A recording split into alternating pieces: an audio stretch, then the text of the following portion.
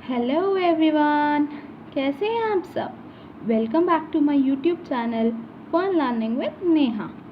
तो हमने पिछले की कुछ वीडियोस में कवर किए थे सेंटेंसेस और नाउन्स। अगर आपने अभी तक वो वीडियोस नहीं देखी हैं तो जल्दी से जाइए, डिस्क्रिप्शन बॉक्स में उसका लिंक है और जल्दी से जाकर उसको देखिए और लाइक भी करें। एक एक करके हम ऐसे ही सारे ग्रामर के टॉपिक कवर करेंगे। आज हम करेंगे प्रोनाउन। वीडियो शुरू होने से पहले मैं आप लोगों से रिक्वेस्ट करना चाहूँगी कि प्लीज़ मेरी वीडियो को अंत तक देखें। अगर आप मेरी वीडियो अंत तक देखते हैं तो मैं ये दावा करती हूँ कि आपको ग्रामर का हर टॉपिक बहुत ही अच्छे से समझ आ जाएगा और आगे उसमें कोई भी दिक्कत नहीं आएगी। तो चलिए शुरू करते हैं आज का टॉपिक, जो कि है प्रोनाउन, जिसे हम हिंदी में कहते हैं सर्वनाम। अब हमने पिछले की वीडियो में कवर किया था नाउन, जिसको हमने एक गेम से याद किया था, नेम प्लेस एनिमल थिंग। तो नाउन क्या होता है? Name of a person, place, animal और थिंग। किसी भी व्यक्ति, वस्तु, स्थान या भाव के नाम को हम संज्ञा यानी कि नाउन कहते हैं। अब प्रोनाउन दो वर्ड से बना है, प्रो और नाउन। प्रो मतलब एट प्लेस ऑफ नाउन, सर्वनाम यानी कि नाम के स्थान पर। तो हम जब भी कोई शब्द इस्तेमाल करते हैं नाउन या संज्ञा की जगह पर, उसको हम कहते हैं प्रोनाउन। चलिए इसकी डेफिनेशन देख लेते हैं। The word that is used in the place of noun is called pronoun. जो शब्द संज्ञा के स्थान पर प्रयोग किए जाते हैं वे सर्वनाम कहलाते हैं। चलिए ये एग्जाम्पल देखते हैं। Rahul is absent because Rahul is ill. Rahul अनुपस्थित है क्योंकि राहुल बीमार है।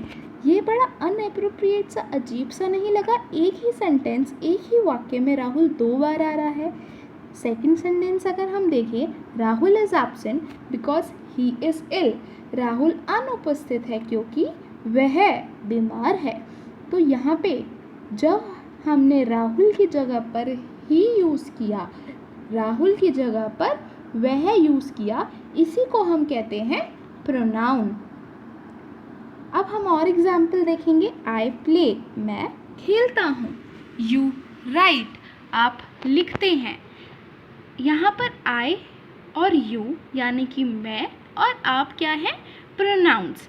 रमेश लिसन्स, रमेश सुनता है। अब रमेश तो एक नाउन है क्योंकि वो किसी व्यक्ति यानी कि पर्सन का नाम है। तो चलिए जल्दी से मुझे कमेंट सेक्शन में बताइए कि रमेश की जगह कौन सा प्रोनाउन यूज़ होगा। अब प्रोनाउन के कुछ 8 टाइप्स यानी कि सर्वनाम के कुछ 8 भेद होते हैं और हम एक एक करके इन सारे भेदों को, इन सारे टाइप्स को जानेंगे। सबसे पहला होता है personal pronoun. Words like I, me, he, she, it, they, etcetera that directly represent the person और thing are called personal pronoun. जिन शब्दों से व्यक्ति का बोध होता है उन्हें हम पुरुषवाचक या फिर व्यक्तिवाचक सर्वनाम कहते हैं, जैसे कि मैं, हम, तुम, आप, यह, वह आदि। अब पर्सनल प्रोनाउन के भी कुछ 3 टाइप्स होते हैं, जैसे कि फर्स्ट पर्सन, सेकंड पर्सन और थर्ड पर्सन। अब मैं इसको बहुत इजी लैंग्वेज में समझाना चाहूँगी। जैसे कि आप और मैं बात कर रहे हैं, तो जब मैं बात कर रही हूँ तो मैं हूँ फर्स्ट पर्सन और मैं किससे बात कर रही हूँ? आपसे। तो आप हो गए सेकंड पर्सन। और अगर हम दोनों मिलकर किसी अन्य व्यक्ति, किसी और इंसान के बारे में बात करते हैं तो वो हो जाएगा हमारा थर्ड पर्सन। फर्स्ट पर्सन के लिए यूज़ होता है आई एंड वी, सेकंड पर्सन के लिए यूज़ होता है यू और थर्ड पर्सन के लिए यूज़ होता है दे, इट, दोज, एटसेट्रा। ये मैंने एक टेबल बनाई है जिससे आपको आसानी हो जाए समझने की फर्स्ट, सेकंड और थर्ड पर्सन। आगे बढ़ते हैं हम सेकंड यानी कि पोजेसिव प्रोनाउन पे। पोजेसिव प्रोनाउन का मतलब होता है कोई पोजेशन या फिर ओनरशिप दिखाना। जैसे कि मैंने बोला कि यह घर मेरा है, दिस हाउस इज माइन। तो यहाँ पर मैंने जब वर्ड यूज़ किया माइन, तो ये क्या दर्शा रहा है? पोजेशन। इसका मतलब ये कौन सा नाउन हो जाएगा? Possessive pronoun. This book is mine, तो यहाँ पर भी माइन मैंने यूज़ किया, जो कि क्या जता रहा है कि यह किताब किसकी है? मेरी। तो ये हो गया possessive pronoun. This pen is yours, यहाँ पे पोजेशन किसके लिए थी, आपके लिए, तो ये हो जाएगा हमारा पोजेसिव प्रोनाउन। पोजेशन सिर्फ मेरा नहीं होता, मेरा, आपका या किसी और का भी हो सकता है। आगे हम करेंगे रिफ्लेक्सिव प्रोनाउन।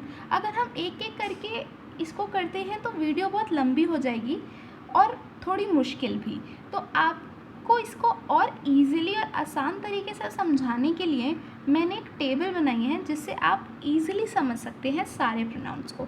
जैसे कि सबसे पहले है पर्सनल प्रोनाउन।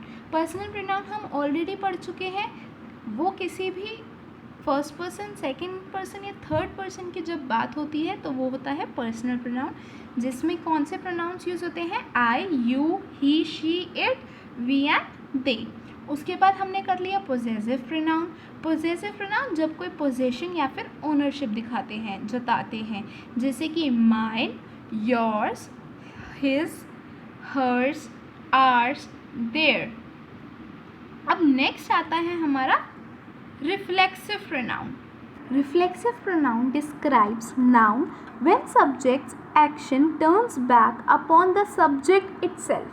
जब सब्जेक्ट के खुद का प्रभाव खुद पर बताता है उसको हम कहते हैं रिफ्लेक्सिव प्रोनाउन। जैसे मैं इसका एग्जाम्पल देना चाहूँगी, she enjoyed herself fully, they will hurt themselves.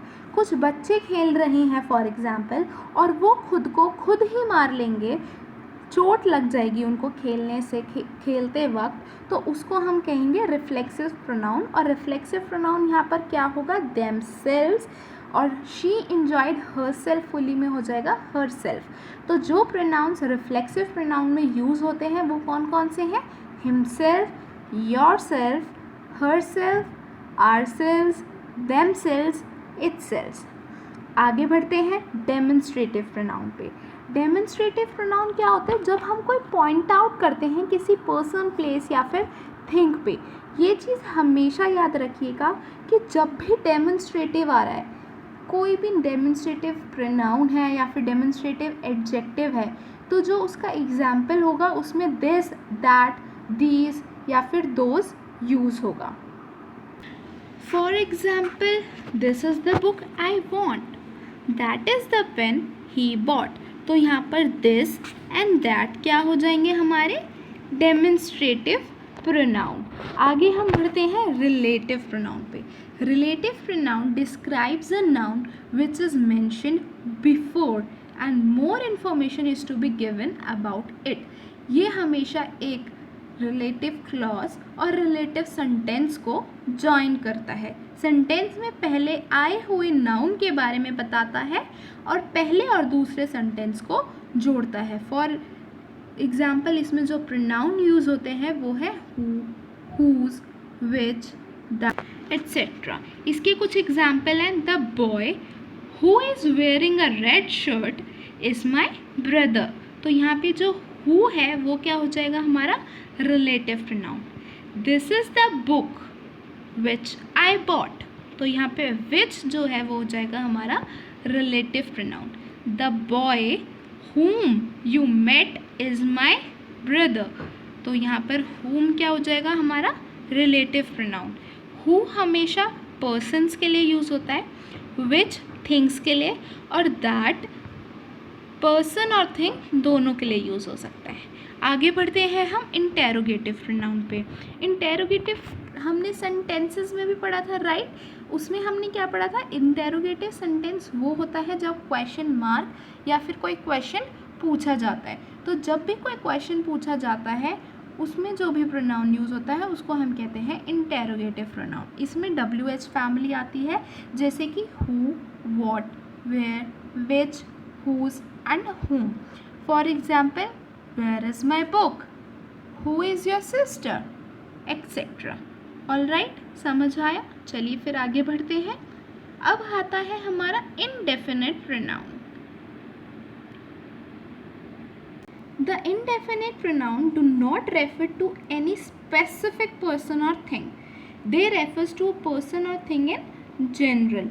For example, मैंने बोला all are equal in the eyes of God. यहाँ पे मैंने किसी स्पेसिफिक पर्सन की बात नहीं करी, मैंने सबकी बात करी, तो ये हो जाएगा हमारा indefinite pronoun. For example anybody can learn English, तो एनीबडी जो है वो क्या हो जाएगा हमारा indefinite pronoun. Few like his behaviour, कुछ ही लोग होते हैं इस बिहेवियर के, इसको हम फ्यू जो है वो हो जाएगा हमारा इंडेफिनिट प्रोनाउन।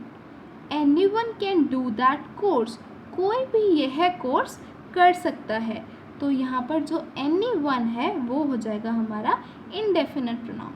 तो जो प्रोनाउन इसमें यूज़ होते हैं इंडेफिनिट प्रोनाउन में वो हैं one, many, all, some, somebody, someone, few, many, others etcetera.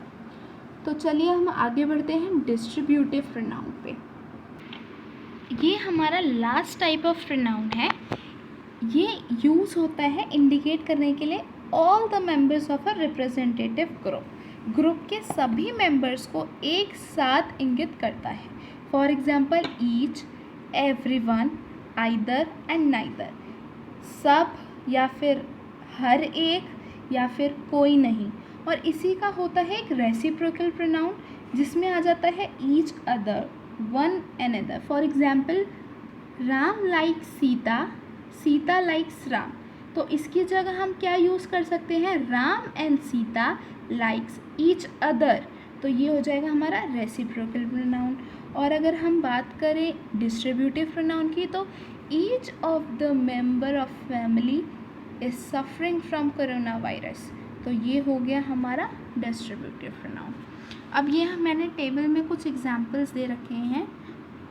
I am a kid, मैं बच्चा हूँ, इसमें प्रोनाउन क्या हो गया आई। दिस इज़ माई पेन, यह मेरी कलम है। दिस और माई इसमें हो गया प्रोनाउन। अच्छा, दिस कौन सा प्रोनाउन है डेमोन्स्ट्रेटिव, और माई पोजेशन, तो यहाँ पर अब पॉजेसिव प्रोनाउन होगा या फिर डेमोन्स्ट्रेटिव प्रोनाउन, बताइएगा ज़रूर कमेंट सेक्शन में। दिस पेन इज़ माइन, ये तो डेफिनेटली पोजेशन है, क्यों? क्योंकि यहाँ पर क्या यूज़ हो रहा है mine. Dress of my boy was good, मेरे लड़के की ड्रेस अच्छी है, तो यहाँ पर जो प्रोनाउन होगा वो होगा माई। ऐसे ही मैंने बहुत सारे एग्जाम्पल्स दिए हैं, आप उनको देख सकते हैं। आगे है हमारे क्विज़ की तरफ। यहाँ पर कुछ सेंटेंसेस हैं और आपको इनको फिल इन द ब्लैंक करके प्रोनाउंस लिखने हैं। For example do you know that man, तो इसका जो प्रोनाउन होगा वो क्या होगा डू यू नो हिम। चलिए एक और करते हैं। My friend and I have dash can go shopping, तो I have money we can go shopping. My friend and I की जगह हम कौन सा प्रोनाउन यूज़ कर लेंगे we. Robert and Marks are late, तो यहाँ पे Robert and Mark third person हो गए, तो हम क्या वर्ड यूज़ करेंगे दे। आगे हम बात करते हैं she gave dash a birthday gift, I really like it, आगे लिखा है आई, तो मतलब यहाँ पर क्या आ जाएगा she gave me a birthday gift. Elephants are very big so they eat a lot of food, elephants की जगह हम क्या यूज़ करेंगे दे। अब आगे के सारे फिल इन द ब्लैंक्स करके मुझे कमेंट सेक्शन में ज़रूर बताएं। Thank you, bye bye. Please like, share and subscribe my channel. Press the bell and icon so that you can get my updates easily.